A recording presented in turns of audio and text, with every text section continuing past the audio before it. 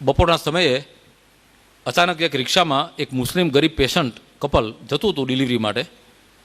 રિક્ષાવાળાઓ મારા દવાખાના પાસેથી પસાર થયો. પેલી સ્ત્રીને અચાનક બ્લીડિંગ ચાલુ થઈ ગયું, મુસ્લિમ સ્ત્રીને દર્દની સાથે સાથે. અને પેલો રિક્ષાવાળો ગભરાયો કે આ સ્ત્રી કદાચ મરી જશે તો. એ જતો તો general hospital, municipal LG hospital તરફ, પણ એ ગભરાયો ને એટલે રિક્ષાવાળાએ મારું બોર્ડ જોયું દવાખાનાનું, એટલે બંને જણાને ધક્કા મારી નીચે ઉતારી દીધા કે જલ્દી ઉતરો ઉતરો, મારી રિક્ષામાં કંઈક થઈ જશે. એમ કરી એ ભાડું લેવા લીધા વગર ભાગી ગયો. હવે મારા દવાખાનાના ઝાપા પાસે આ ઢગલો થઈને બાઈ પડી. એટલે મારા સ્ટાફના બેને કીધું કે સાહેબ મરી જશે આ બાઈ તાત્કાલિક. મેં તો લઈ લો ટેબલ ઉપર, કારણ કે આવી ઇમરજન્સીમાં પૈસાનો વિચાર ના કરે, માનવતાનો વિચાર કરે. એને મેં લીધી. પેલાને કીધું કે ભાઈ તારી પાસે થોડું ઘણું તો છે ને, કારણ કે હું ટ્રીટમેન્ટ ચાલુ કરીશ. મને ખબર છે કે આ એક એવી સ્થિતિ છે કે જે મિનિટે હું કેસ હાથમાં લઈશ એટલે ખર્ચનું ચક્કર ચાલુ થઈ જશે, આગની જ્વાળાની જેમ પૈસા ભરખાઈ જશે દવાઓ. મને કે સાહેબ 1500 રૂપિયા છે મારી પાસે. મેં તો ચાલશે, 1500 રૂપિયામાં તો મારો દવાનો ખર્ચ તો નીકળી જશે. એમ કરીને મેં કેસ હાથમાં લીધો. અને ઉપરવાળો કદાચ મારી કસોટી કરવા ધારતો હશે. એ સ્ત્રીની સ્થિતિ એટલી નાજુક થઈ ગઈ કે મારે 3-4 બાટલા લોહી મંગાવવું પડ્યું, તાત્કાલિક એનેસ્થેટિસ્ટને બોલાવવા પડ્યા, ઓપરેશન કરવું પડ્યું, સિઝેરિયન, એનું બાળક અને બેનો જીવ બચાવવો પડ્યો. ખાલી મારો ખર્ચો ગણો ને, એનેસ્થેટિસ્ટ ખાલી 4000 રૂપિયા લઈ ગયો, 4500 રૂપિયાની દવા થઈ, 2-3000 રૂપિયાના બ્લડ બોટલ્સ થયા.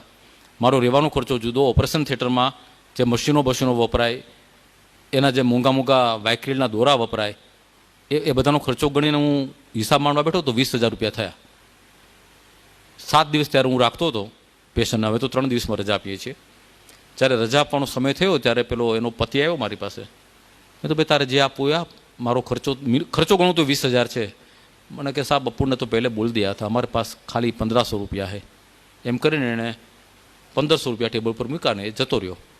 એની પાછળ પેલા બચ્ચાને લઈ એની બેબી પણ બહાર આવીને મેં જોયું કે બિચારી, મેં ટાંકા કાઢ્યા હતા પણ આમ દુખતા હોય, તાજા ડ્રેસિંગ, એટલે બેવડી વળીને બાળકને હાથમાં લઈને નીકળતી હતી. મને દયા આવી ગઈ. એના વરને મેં પાછો બોલાવ્યો. મેં તો કેવી રીતે જશો? તો કે સાહેબ પેદલ જાયેંગે.